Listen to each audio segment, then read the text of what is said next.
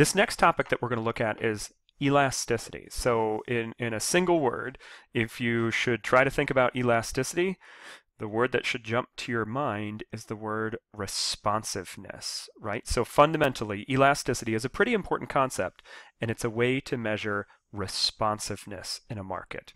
So to motivate this, let's consider two different pieces of information, right? General Motors reported March 2012 monthly sales of 231,000 vehicles, which was up from 209,000 vehicles in February. So there's that piece of information, or this other piece of information. General Motors, March 2012, monthly sales vehicles increased by 10.3%. Between these two different pieces of information, which are exactly the same, they communicate the exact same piece of information, is one of those easier for you to conceptualize, for you to wrap your mind around how big and how significant that change is, right? This is the great thing about percentages, right? Percentages allow people to wrap their mind around changes much easier than just talking about actual numbers. Elasticity is a measure of responsiveness, and it's telling the story in terms of percentages, right? So we're trying to talk about how much things change. What we're going to do in this section is we're going to talk about 3 different demand elasticities and 1 supply elasticity. For each of these, we're going to do a couple of things. We're going to define it, meaning we're going to come up with a formula. We're going to classify it, meaning once we do the calculation, what does that number, what's the name associated with how we'd classify what that value represents. We're going to talk about what it would look like on a graph, and then how do we use that number. And there's some specific extensions that we're going to consider. The first one that we're going to consider is what we call the own price elasticity of demand.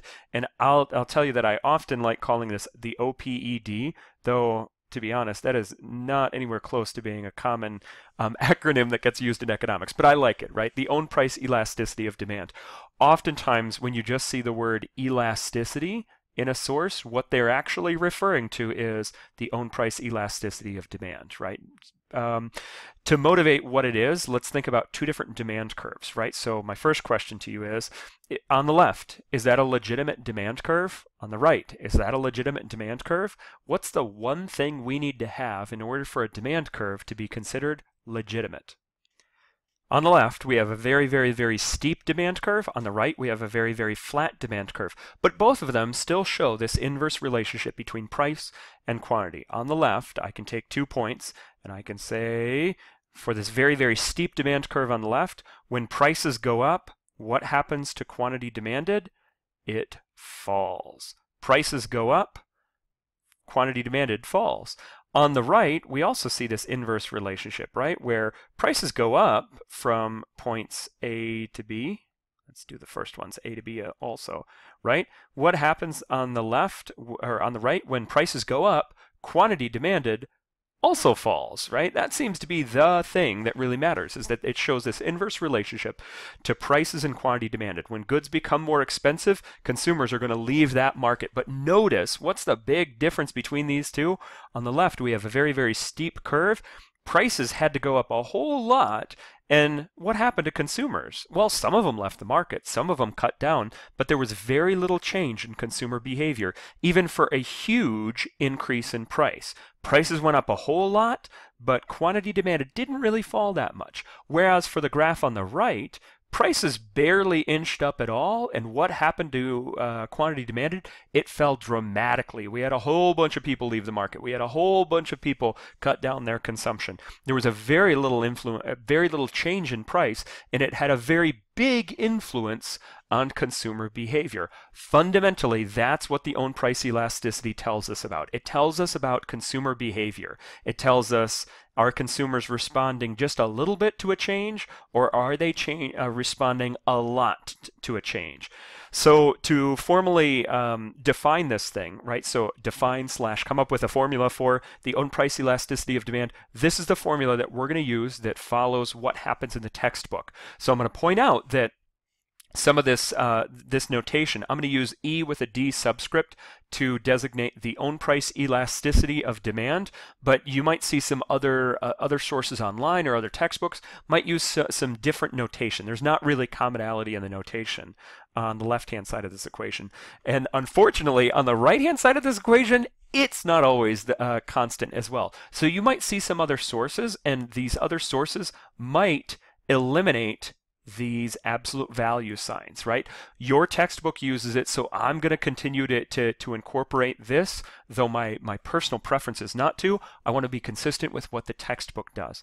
The own price elasticity of demand is the absolute value of, in the numerator, I'm looking at the percent change in quantity demanded, and in the denominator, I'm looking at the percent change in price. Fundamentally, the elasticity is a ratio of 2 percentage changes. It's going to give me a number that describes the magnitude between the change in quantity demanded and the change in price as told in percentages. So let's hop back one quick second to this previous graph. And again, I want to think about what was in my numerator was change in quantity demanded. So on the left, the change in quantity demanded is a very, very small number. On the right, change in quantity demanded is a very, very, very big number. What's in my denominator? In my denominator is the change in price, right? So on the left, that denominator, let's do that one in red, is a very, very, very big change in price, whereas on the right, that denominator, that change in price is very, very small. So let's try to get some intuition, right? So that very, very, very steep demand curve had a very small change in the numerator, small change in the numerator, divided by and my denominator change in price, and that was, for the steep curve, that was a very, very big change in the denominator. So we're going to have a small number divided by a big number. That's actually going to give us a value that's less than 1. We have a name for those kinds of goods. Those kinds of goods that follow that property are what we call inelastic. Inelastic, right? So this is important for you to remember.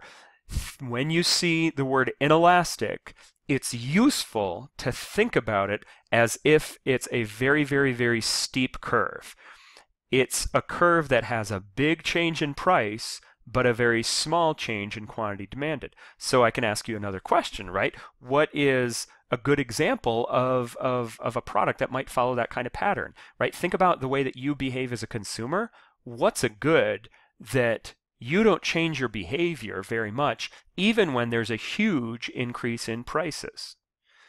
Inelastic is going to be the story on the left, where we have a steep demand curve. That's the inelastic demand curve. That's a useful way to think about it. So it must be that the one on the right is the other pattern, right? So we've got to have a name for this. Whenever the own price elasticity of demand calculation produces a number that's greater than 1, we refer to those goods as elastic, right? We say that their own price elasticity of demand is elastic. Again, conceptually, what do we have with the picture? We've got horizontally, we're measuring the thing in our numerator, the change in quantity demanded. There was a really, really big change in quantity demanded, right? So I've got a big number in my numerator, and now I'm dividing it by, in my denominator, for the flat demand curve, it was a very small change in price. So if I'm taking a big number and dividing it by a small number, yep, sounds like we're going to have a number that's greater than 1, right?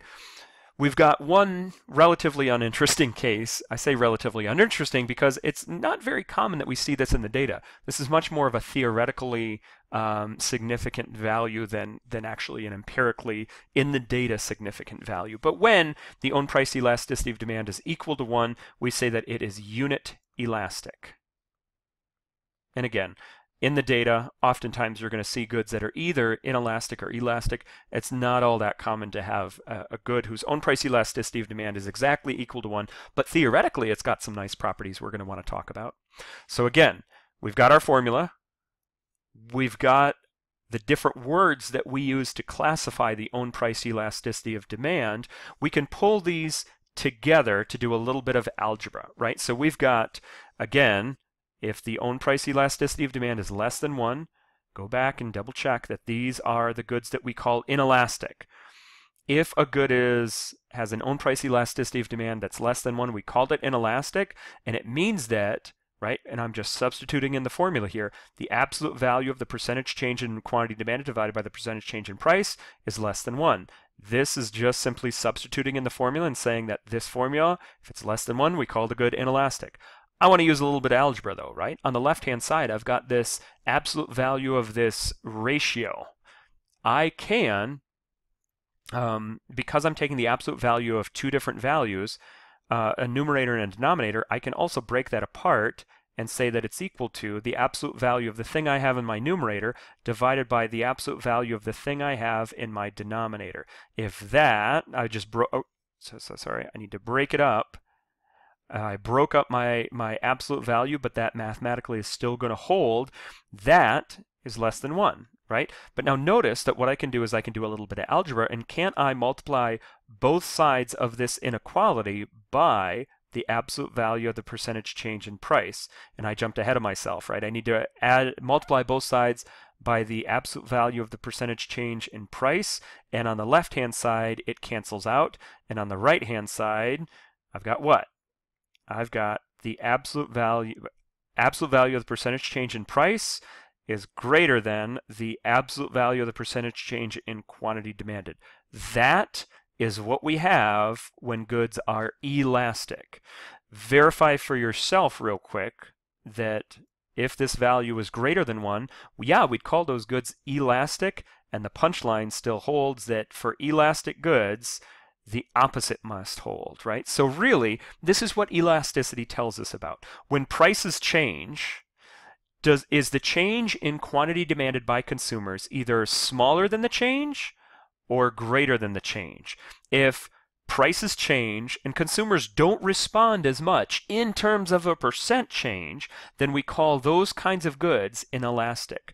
Prices change, and if we see a much more significant, a larger percent change in quantity demanded by consumers, those are the kinds of goods that we refer to as elastic. So again, this little graph that we had earlier, it's got a few problems with it, but it's a little bit useful. Number one, when we highlighted these red and these green areas, that's the change in price. It's not actually the percent change in price. Remember that when we're doing this story, we're telling it in terms of percentages.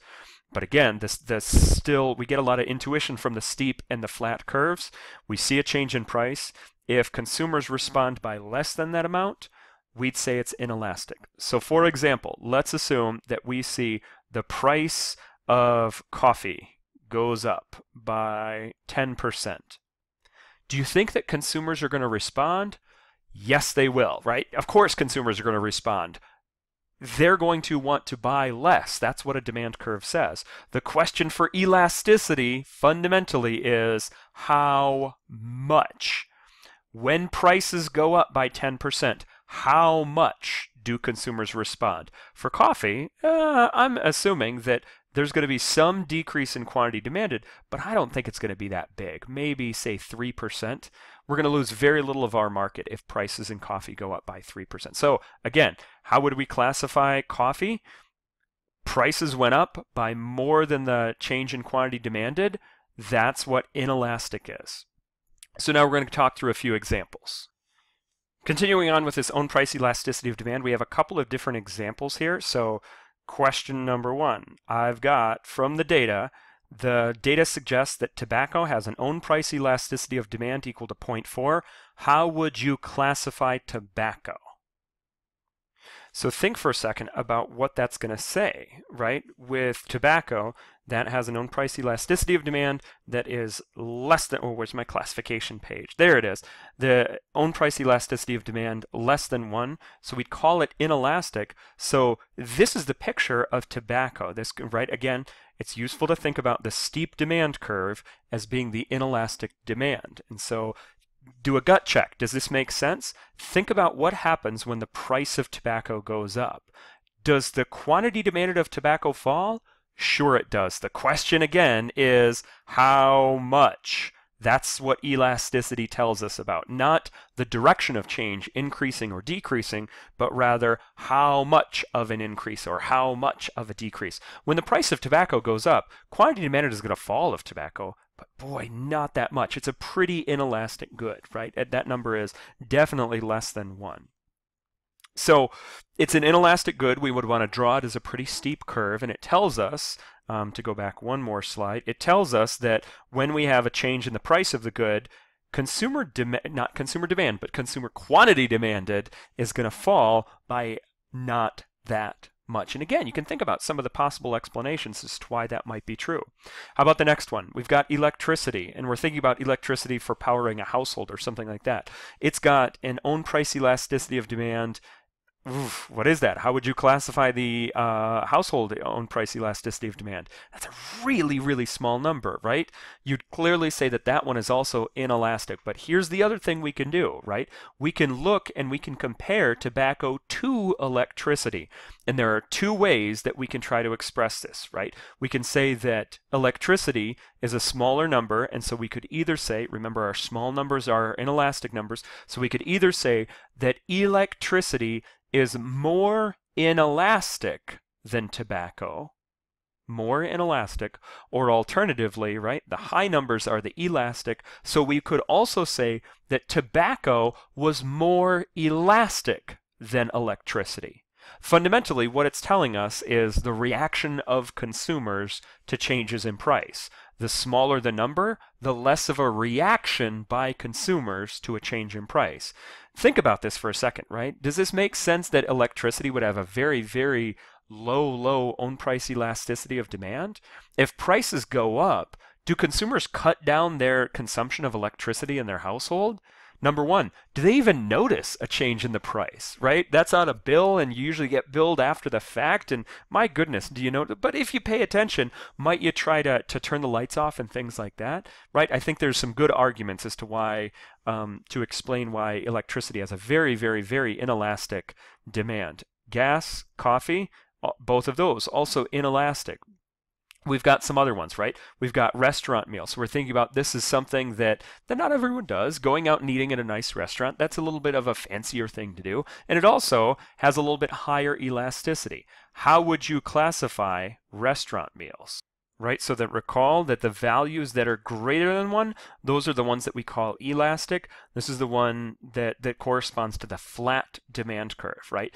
Elastic, think flat demand curve. This is the one where prices go up, they don't even have to go up that much, and consumers are very, very, very responsive to changes in price. Or another word that sometimes I like thinking about is the sensitivity, right?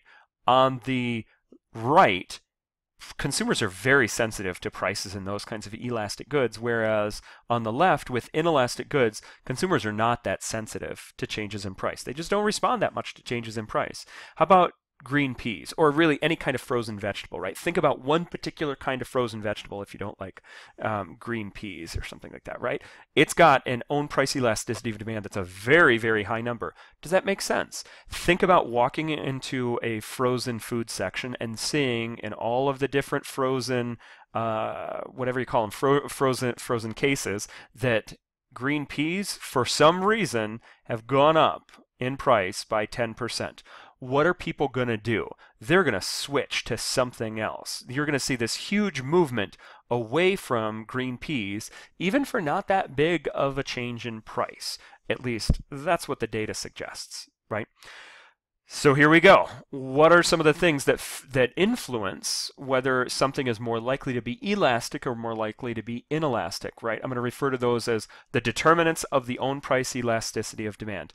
And number one, I think number one is the most important determinant. It's really all about the number of substitutes. And I kind of feel that everything else on this list just flows from this story about substitutes.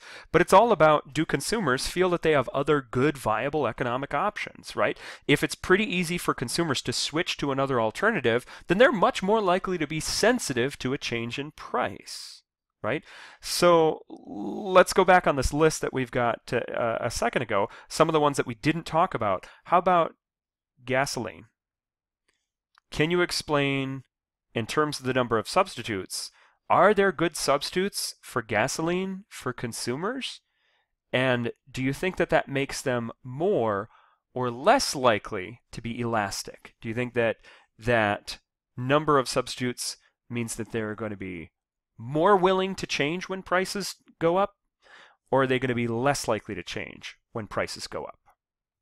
Number of substitutes. So taking one of the other guys on this list, green peas, that was implicitly the argument that I just made for why it had such a high value, right? You go into that frozen vegetable aisle, and you've got this long aisle with a bunch of different options, right? There's many good available substitutes for green peas. So if the price goes up, consumers are going to respond a lot. right? We can also think about some of these things like electricity, right? Electricity has a very, very low elasticity. If the price of electricity goes up, do consumers really have good available substitutes for not using electricity? Well, right, so they could install some solar panels or some wind turbines, or they could get a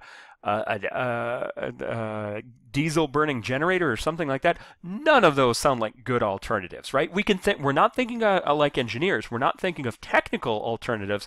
Rather, we're thinking of good economic substitutes. For most consumers, that's not going to be a good available substitute. They're just going to suck it up and buy it, right? So the number of substitutes, what's the logic that we're using, right? It sounds like when there is an increase in the number of substitutes, does that make a good more elastic or more inelastic? Sounds like the more substitutes there are, the closer we are to the green peas, the more elastic a good is. Make sure that that logic, increase the number of substitutes, consumers are going to be able to respond more to changes in price, that logic makes sense to you, right? So we're going to go through the other pieces of the list, but really these all kind of flow from the idea about number of substitutes, whether something is a luxury or a necessity, right? So we're using these terms very loosely right now, but if something is a necessity, right, you need it. If a luxury is something, what's a luxury? It's something that you don't need. It's nice to have, but it's not something that you definitely need. So again, if you think about going out and eating at nice restaurants, you don't need to have that. You clearly have some other good alternatives, and so that eating out at restaurants is kind of a luxury, and so you're going to be much more sensitive to prices. Whereas if it's something like gas, you need gas in order to get around. Gas is kind of a necessity for many people in many different areas of their life. But really, to me, it sounds like I'm just arguing again about whether or not there's good substitutes. If it's something that you need, there's not good substitutes. If it's something that's a luxury, you can go without and substitute your time, talent, and energy for something else, right? What I want to do is I want to make sure that this whole list we do, I'm always listing out things that are more elastic. So what should I put here? Is it that luxury or necessity goods tend to be more elastic? And it sounds like it should be the more that something is considered a luxury, the more elastic it's going to be. I'll just go ahead and fill in the rest of the list. More elastic, more elastic, more elastic, right?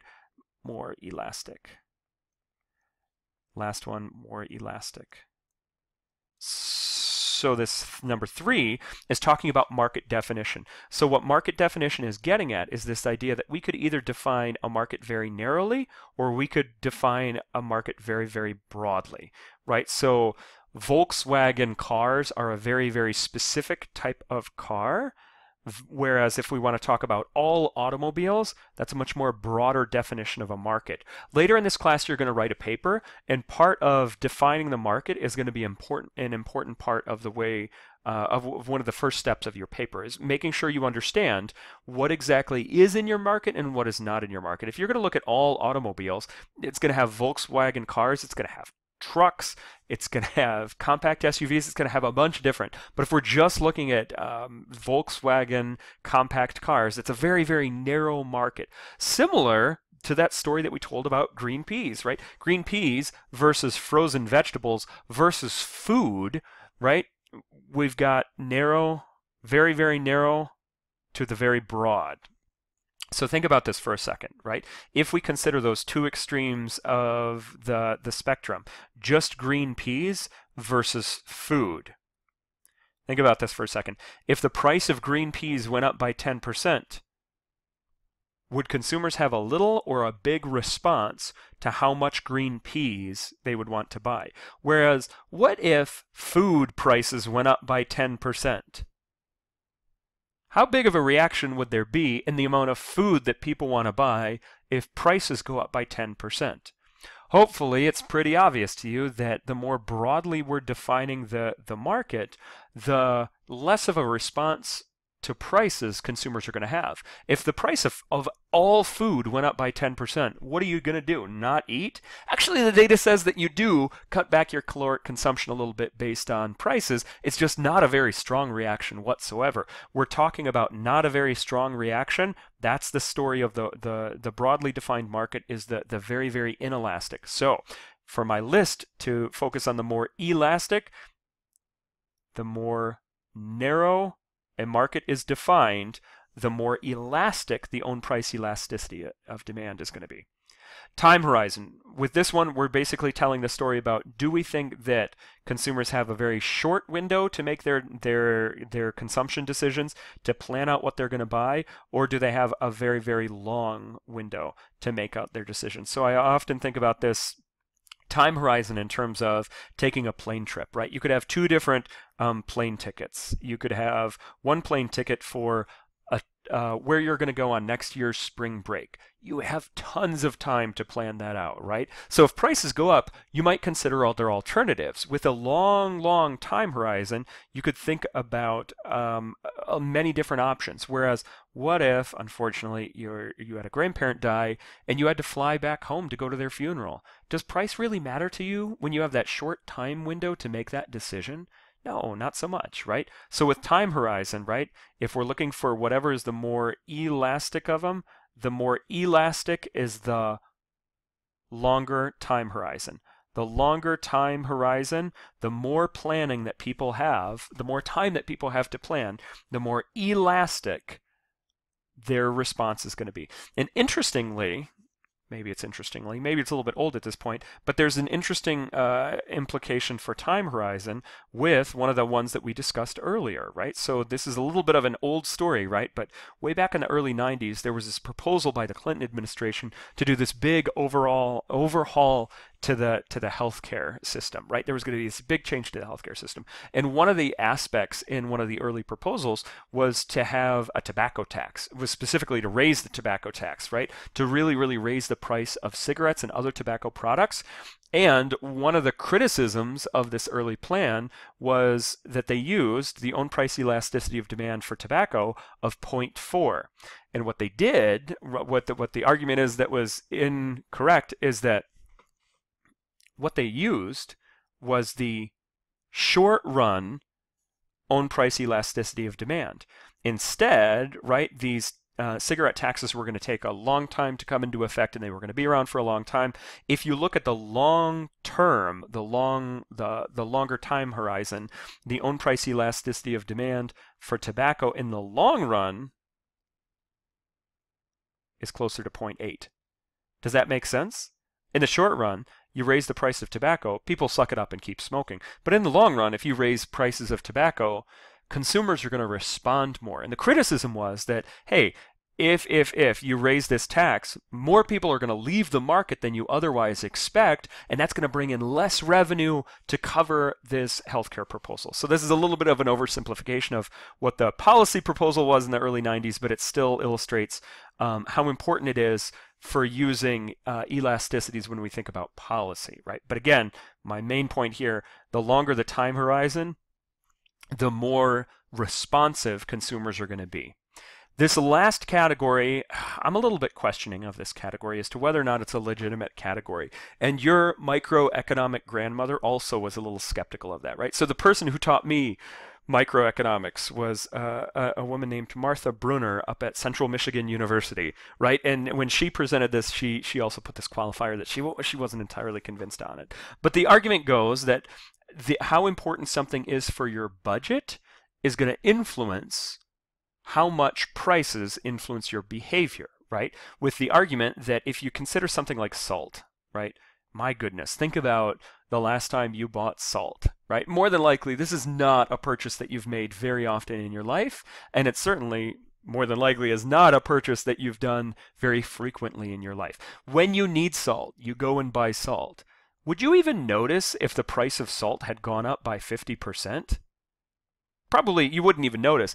And furthermore, if you did notice, would that stop you from buying salt? You rarely ever do this. So instead of paying $2, if instead you had to pay $3, does that mean you're really going to walk away from that store and not buy salt? No, you're still going to buy it, right? So that's the argument that it goes by, right? That if something is less important, if something has a smaller percentage of your expenditure in your budget, it means that you aren't going to care about prices as much. Is that saying it's elastic or inelastic, right? You don't, if it's a small part of your budget, you don't care about prices. Small part of your budget, more inelastic. So the argument goes that the things that consumers are going to be more sensitive to price changes are those things that are more important, not less important, but more important in the budget. So part of why we're a little skeptical of this is that we go up to these examples earlier. Is there anything on this list that isn't a big important part of a lot of consumers' budgets? How about that third one down, that gasoline, right? Do you know what the price of gasoline is? More than likely, you do know what it is, right? We've got apps that track this thing. People report it on the news when it gets really when gas prices get a little bit high. People keep track of gas prices really, really, really carefully. The argument that for this importance of budget says this thing that we spend a fair amount of our resources on, we keep really close track of prices on, and therefore we tend to be more elastic, that we tend to be very sensitive on prices. But really, gas isn't like that at all. Gas is not an elastic good. Gas is quite clearly an inelastic good because of the number of substitutes, right? So the argument goes that maybe importance in budget is there, but oftentimes that this category is often trumped by some other factors that are pushing in other directions. And so that's why we don't spend a whole lot of time on it. Lastly, the last thing I want to do in this little section is I want to talk about how we could use the own price elasticity of demand. So we've got this nice little question here. How would the change in quantity demanded, what would be the change in quantity demanded when the price of tobacco goes up by 10%? If we know that the own price elasticity of demand for tobacco is 0.4, what we know is that the absolute value of the percent change in quantity demanded divided by the percent change in price is equal to 0.4, right? That's just using the basic definition. Fundamentally, I could rewrite this as the absolute value of x over y is equal to 0.4, where x is equal to the percent change in quantity demanded and y is equal to the percent change in price. In this question, you're prompted with the information that prices have increased by 10%, right? So what if my denominator is a 10% increase? Could you solve for the numerator? The value which, when divided by 10%, will give us 0.4, or said differently, right? If we know the value of y, if the value of y is, and I'm using not decimals but the number, 10%, could you solve for the value of x, right? A little bit of algebra tells you that you're going to multiply both sides of this by 10% so that it cancels out on the left, multiply by 10%. Or alternatively, multiply by 10% over here in the x over y version. Either one of those, we've got that the percent change in quantity demanded is equal to, what's 0.4 times 10%? 4%. If you need, pull out a calculator and just verify, but 10% times 0.4, 4%. What are we saying? We're saying that when prices of tobacco increase by 10%, because the own price elasticity of demand is 0.4, it must be that the change in quantity demanded is 4. Here's my follow-up question for you, though. Is that a 4% increase or a 4% decrease? Remember, right, that in order for us to have a demand curve, we have a downward sloping line, which must mean that when prices go up, quantity demanded has fallen. Right, with the way that we're doing our formula for our own price elasticity of demand, we take the absolute value, but the numerator and denominator are always going to have opposite signs of each other, right? And so we take the absolute value in order to make it a positive value, but it means when we're doing this kind of question, we got to keep in mind, right? If prices have gone up, it must be that this is a 4% decrease in quantity demanded. They've got to be moving in opposite directions. The very last thing that we're going to do on this own price elasticity of demand is, now there's a bunch more for us to do. A few more things with the own price elasticity of demand. Let's go ahead and work through an example with an actual equation, right? So I've got my equation there. It's P equals 100 minus 10Q. So again, could you graph that out, right? The vertical intercept on this nice little linear curve, The vertical intercept is 100. That represents when quantity is 0, price takes on a value of 100. It's a downward sloping line. Could you solve for this value of the horizontal intercept? Right? Go back a few videos, and there's a way when we first start talking about the math, that math introduction has a way to find the value of that horizontal intercept. It is 10, but that's not because of this negative 10. This negative 10 is the slope, right? We've got this equation. Real quickly, could you take a second and calculate for these two prices, what are the associated quantity demand, values of quantity demanded? And then when you have these going from 80 down to 70, so we're talking about going from a price of 80 down to a price of 70, from A to B, can you calculate the percent change in quantity demanded? Can you calculate the percent change in price? Can you take that ratio, take the absolute value, and calculate the own price elasticity of demand?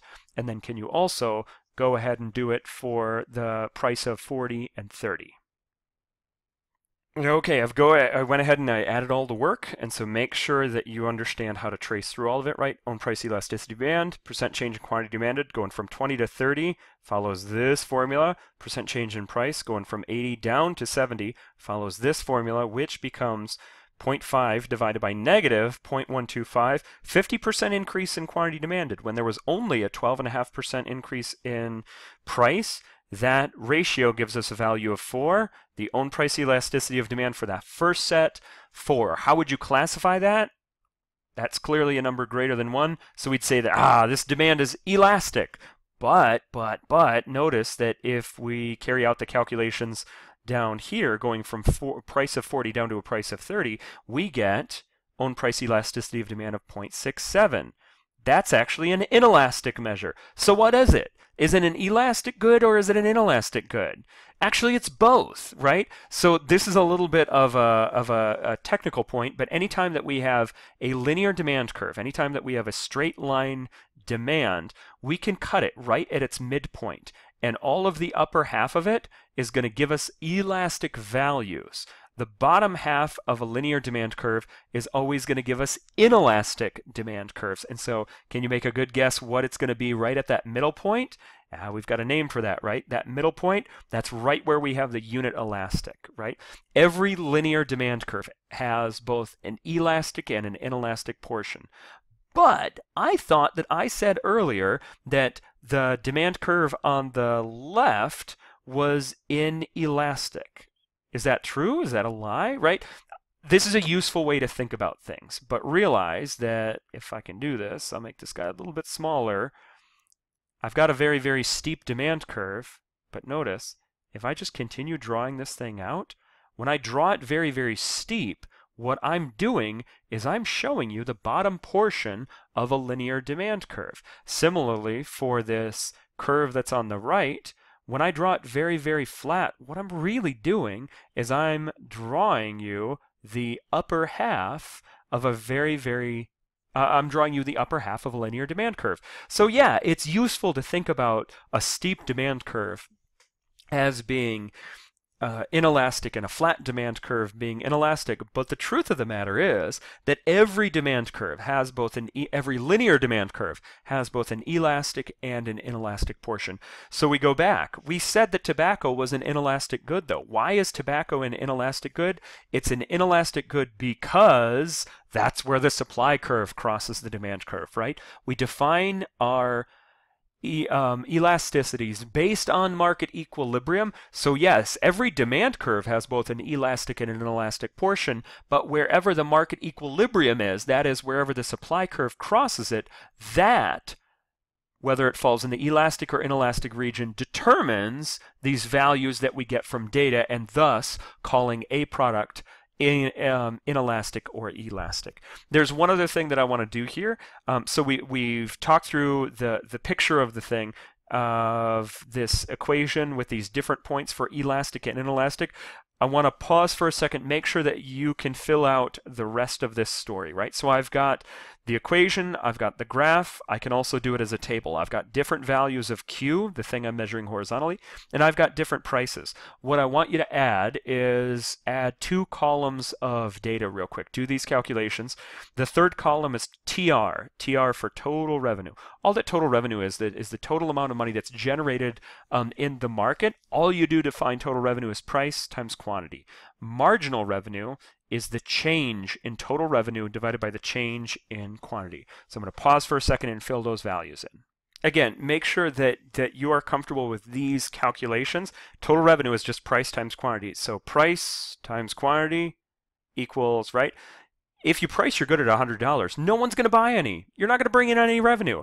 If you price your good at $90, you're going to sell 1 unit. 1 unit at $90 is $90 of revenue, and so on and so on and so on. Notice, what's the pattern? What's the shape of this total revenue, right? Notice that it goes up, hits a maximum, and then starts decreasing. We also have this concept of marginal revenue, and again, whenever you see the word marginal, what's the word that should be jumping to your mind?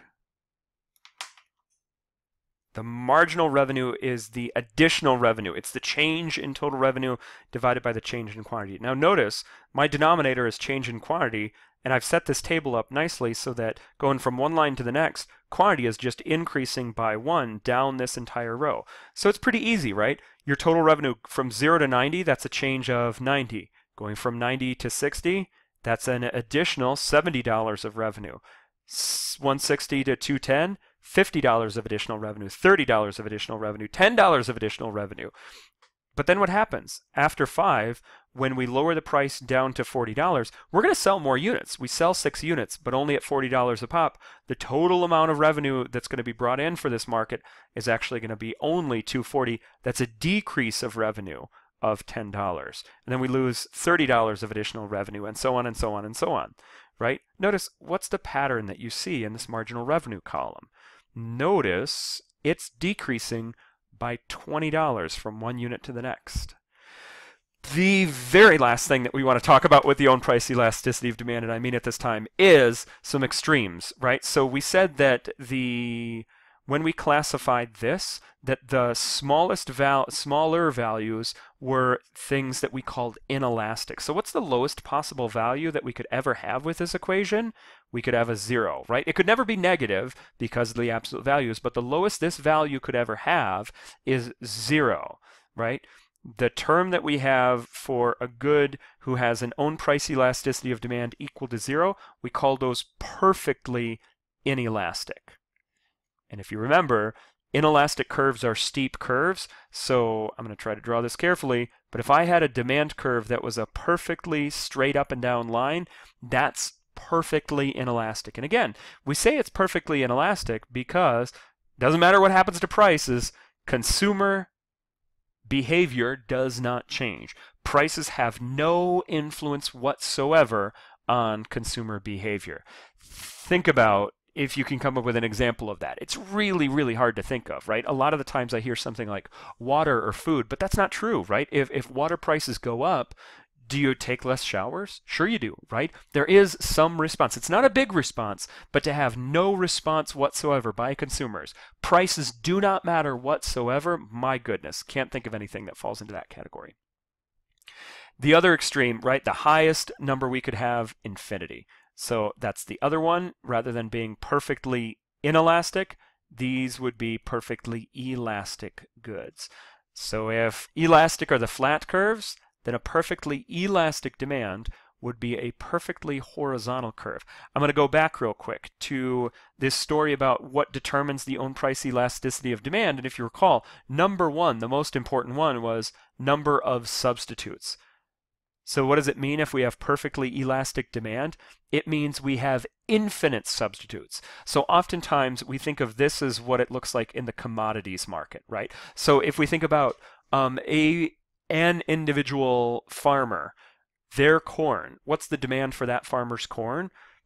Their demand is perfectly horizontal because there's perfect substitutes all around, right? This one farmer's corn looks identical to any other farmer's corn. That's one way that we could get perfectly elastic demand.